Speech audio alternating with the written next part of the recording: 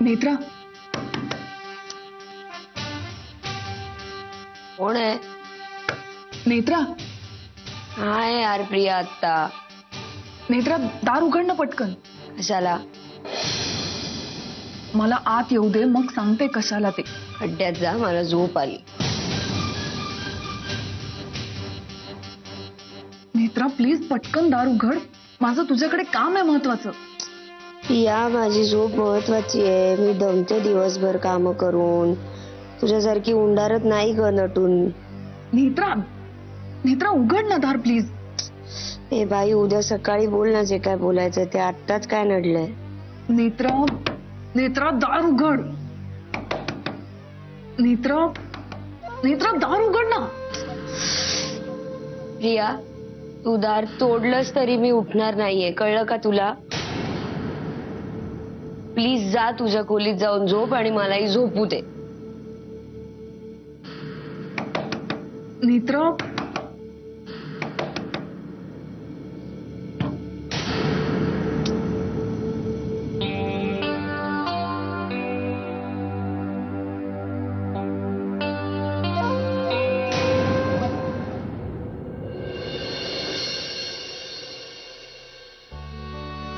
मंजिरी वहिनी,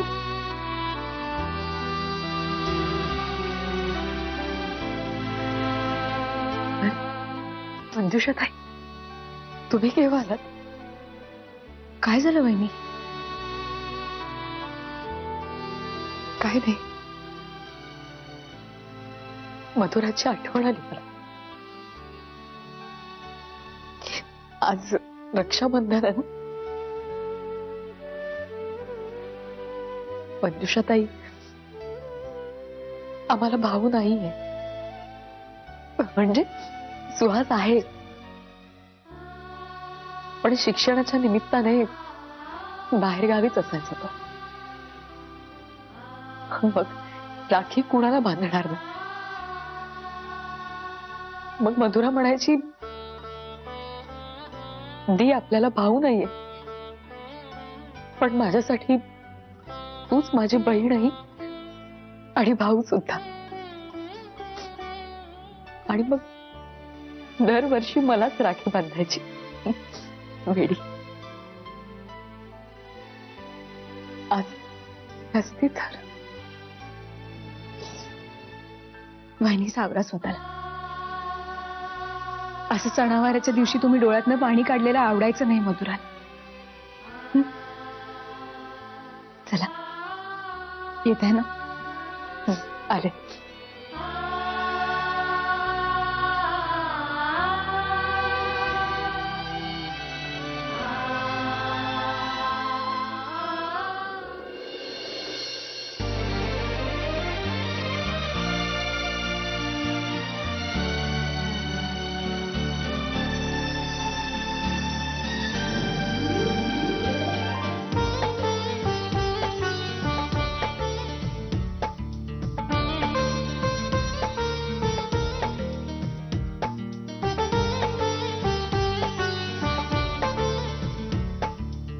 लवकर. काय चाललंय गौऱ्या? तुला कसली घाई लागली या? हा? ए आजी, मी नाही, ते पेढे माझी वाट बघताय. झालं खाण्याशिवाय दिसतंय वय तुला.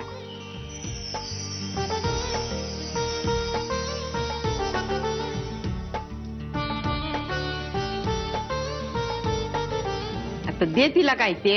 हो अगं.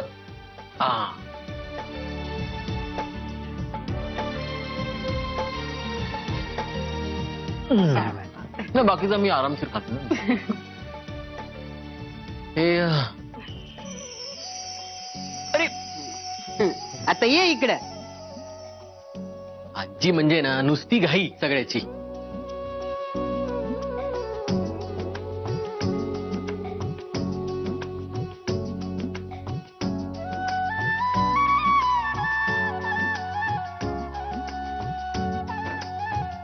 मंजिरी, काय ग?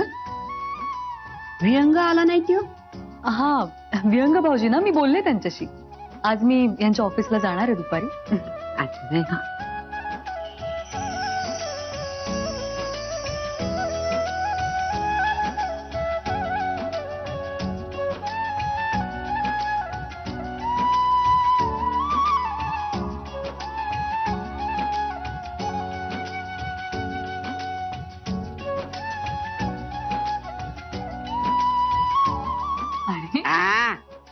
त्याला एकच हवाय. सत्या, मंजुषानं आता राखी बांधली या. जन्मभर रक्षण केलं पाहिजे तिचं.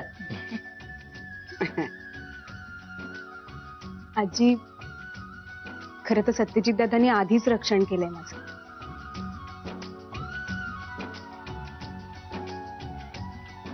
एखादा सख्खा भाऊही करणार नाही एवढं केलंय त्यांनी माझ्यासाठी.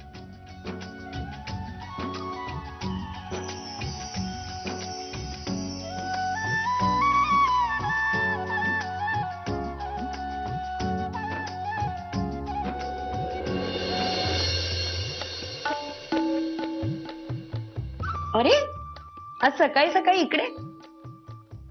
लॅपटॉप आणि पेनड्राईव्ह कुठे? लॅपटॉप आणि पेनड्राईव्ह. एक काम कर ना, बिस्किट दे ना जरा प्लीज. हे कशी घेऊ? हातात धरून उभी राहा. हं? काय म्हणत होतीस तू? लॅपटॉप आणि पेनड्राईव्ह कुठे आहे? लॅपटॉप जो माझा आहे, हो जो तुझ्या रूम मध्ये होता, हो तो असा काळ्या रंगाचा होता, तोच ना? हो तोच. कसं आहे ना प्रिया, मुळात तो लॅपटॉप माझ्या मालकीचा आहे.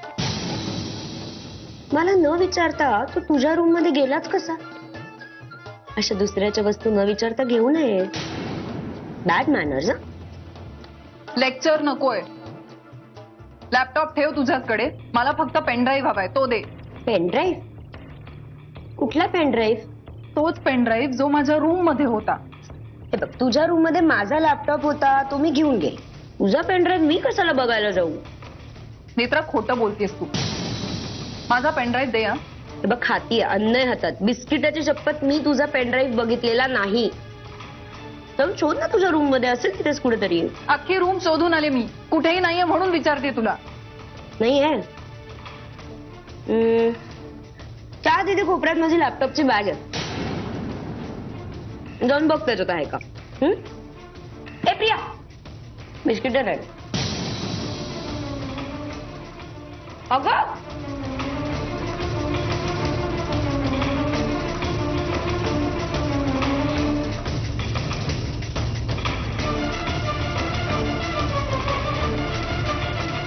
नाहीये याच्यात. मला नाही माहिती कुठे हरवलं असेल. नेत्रा, प्रिया, बिस्किट दे ना प्लीज. प्रिया, कप राहिला, चहा पण संपलाय. अगं ये. बिस्किट मिळाली.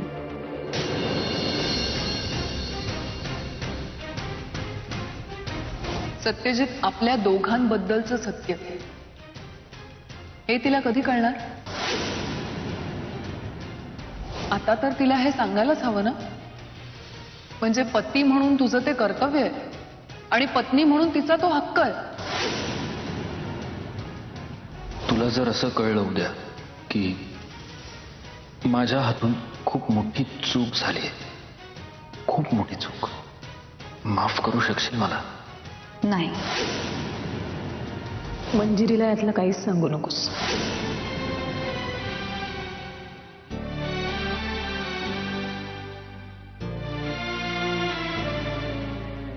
सत्या,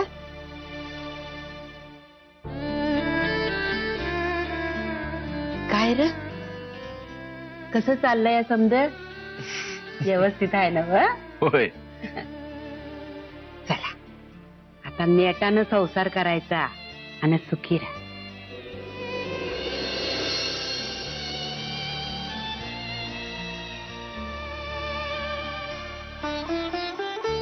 सत्या,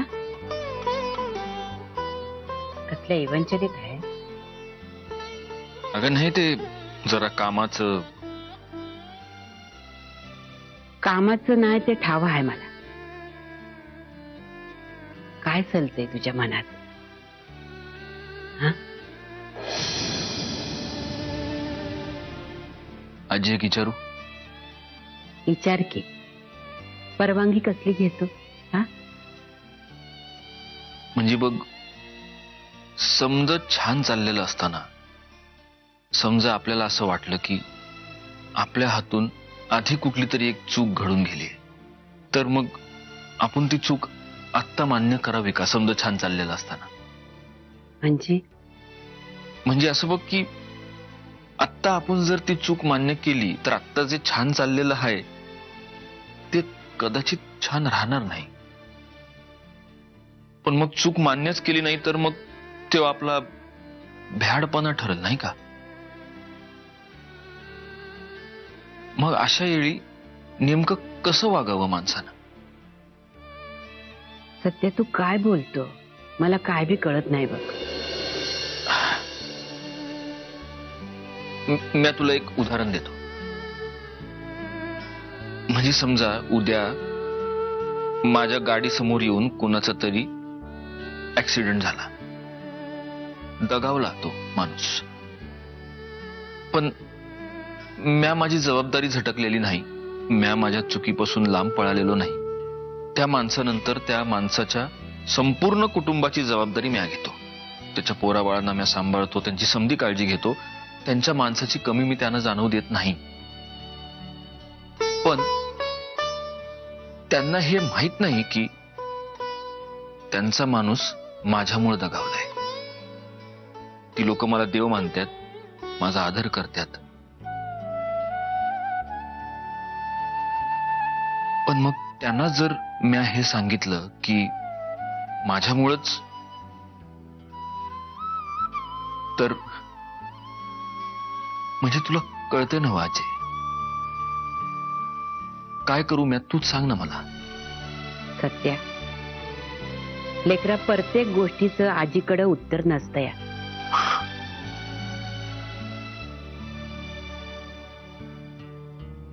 कबूल केल्यानं तुझ्या मनावरचं ओझं जर उतरत असेल तर कबूल करून टाक.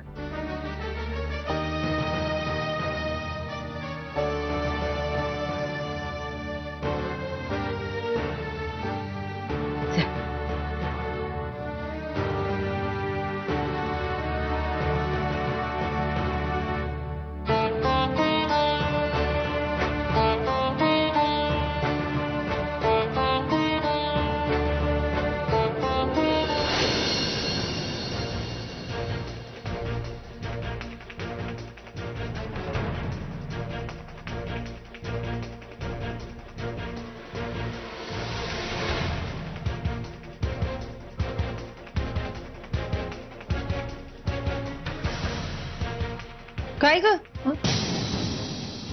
काय ढूंढतीस? आत्या माझं पेन ड्राईव्ह हरवलंय, तेच शोधतेय. अगं मग दुसरं पेन घे की. अगं आत्या, पेन नाही, पेन ड्राईव्ह. पेनड्रॉय म्हणजे काय असतं? ते ते असतं ना, कम्प्युटर आणि लॅपटॉपला अटॅच करतात, त्याच्यात सगळा डेटा स्टोअर्ड असतो. म्हणजे आपली सगळी माहिती असते ना, ती त्या पेनड्राईव्ह मध्ये असते.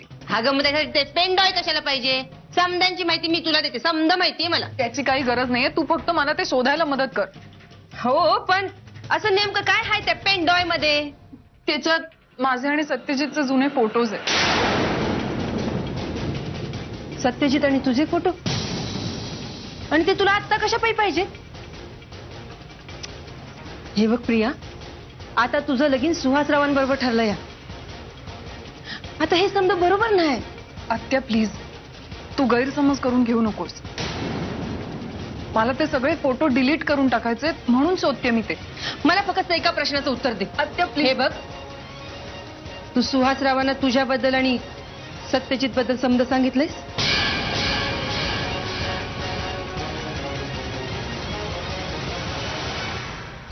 त्याला सांगायची काही गरजच लागणार नाही. एकदा का मी ते फुटेज मंजिरीला दाखवलं की सगळं काही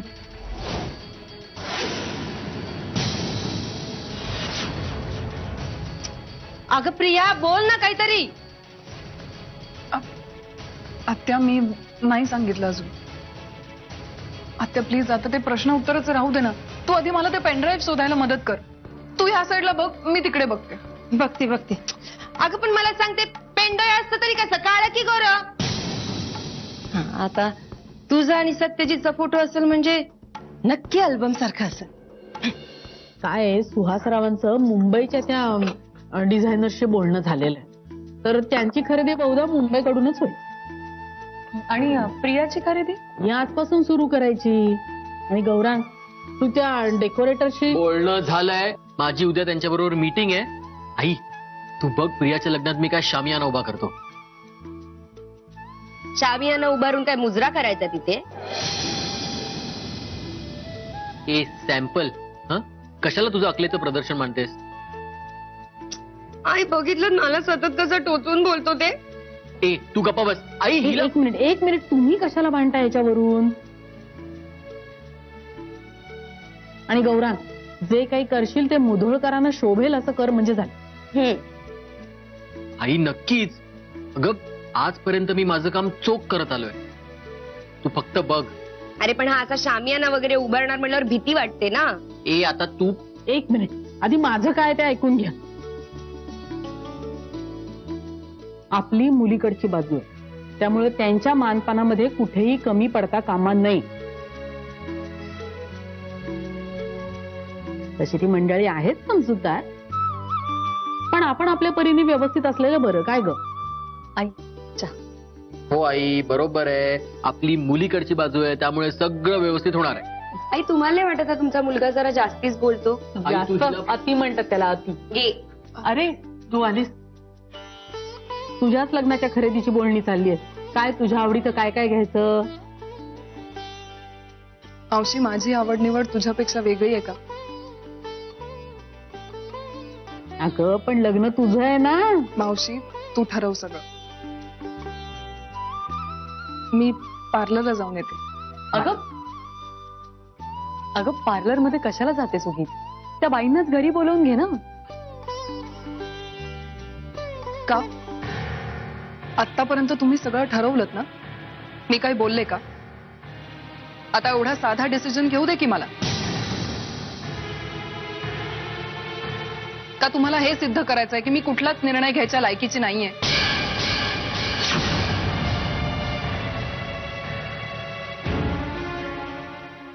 मला मला तसं नव्हतं म्हणायचं. म्हणायचं नव्हतं, पण अर्थ तोच होता ना.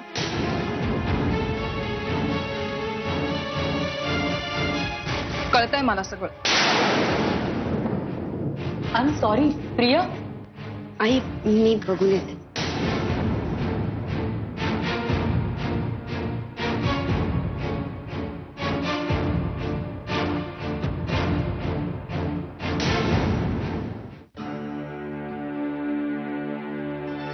प्रिया कुठे चाललीस? मगाशी सगळ्यांसमोर सांगितलं तेव्हा कानात कापसाचे बोळे घातले होतेस का? पार्लर मध्ये चालली. मला आज दिलेलं उत्तर नकोय, मला खरं उत्तर हवंय. तेच खरं आहे नेत्रा. बाकीच्यांना द्यायची उत्तर मला देऊ नकोस तू प्रिया, कारण मला माहितीये किती खोटी आहे.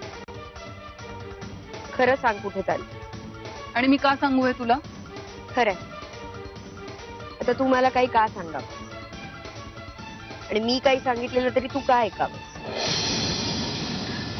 इतके दिवस आपण या घरात एकत्र राहतोय, हसलोय, बोललोय, नाही म्हणलं तरी मैत्रिणी होत आपण एकमेकींच्या. इतक्या सगळ्या गोष्टी एकत्र केल्या आहेत, तुझी काळजी वाटायला लागली आहे थोडीशी. म्हणून सांगते, सुहासशी लग्न कर आणि या घरातून जा एकदाची. सुखी हो. काही नसती कारस्थानं डोक्यात असतील तर प्लीज ते डोक्यातनं काढून टाक, तुझ्या स्वतःसाठी प्लीज. ओ, झाले सल्ले देऊ? आता तोंड बंद कर आणि आतमध्ये जा.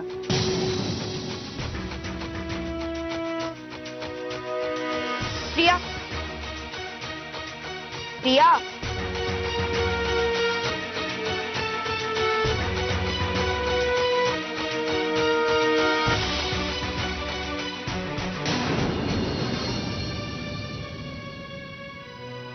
तू मनाला नको लावून घेस.